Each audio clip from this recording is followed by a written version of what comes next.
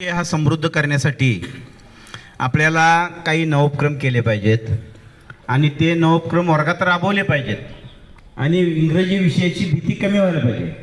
या दृष्टीनं आपण अनेक उपक्रम राबवतोय, वन पेज ट्रान्सलेशन करतोय, शब्दभांडार एकत्रित करतोय, इंग्रजीचे स्पेलिंग मुलं सांगतील चांगल्या पद्धतीनं, असे उपक्रम राबवत असतो आपण. आणि हा विषय समृद्ध करण्यासाठी आणि काय करता येते सांगा, तुमचं मत मांडा. तर इंग्रजी विषय समृद्धीसाठी आपल्या विद्यालयात अनेक उपक्रम आहेतच.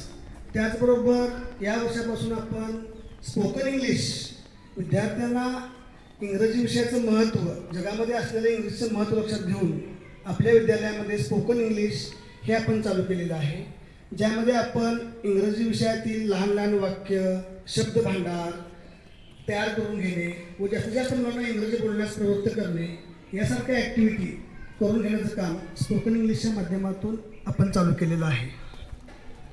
तर आजच्या ह्या मासिक मीटिंगमध्ये इंग्रजी विषयाच्या समृद्धीकरणासाठी आपण चर्चा केलेली आहे. या सगळ्या नोंदी तुमच्या मासिक मीटिंगच्या वहीमध्ये इंग्रजीच्या नोंद करायची आणि त्याची अंमलबजावणी पूर्ण महिनाभर व्हायला पाहिजे. आणि महिन्याच्या मीटिंगमध्ये काय काय अंमलबजावणी झाली, काय कसा रिझल्ट आला, त्याचा किती मुलांच्या फरक पडला, बदल झाला, त्याचा अहवाल आपण सादर करूया. आणि यामध्ये आपण जे राबवलेलं आहे, जी चर्चा केलेली आहे, ते विद्यार्थ्यांचा रिझल्ट चांगला होईल या दृष्टीने प्रयत्न करूया. धन्यवाद.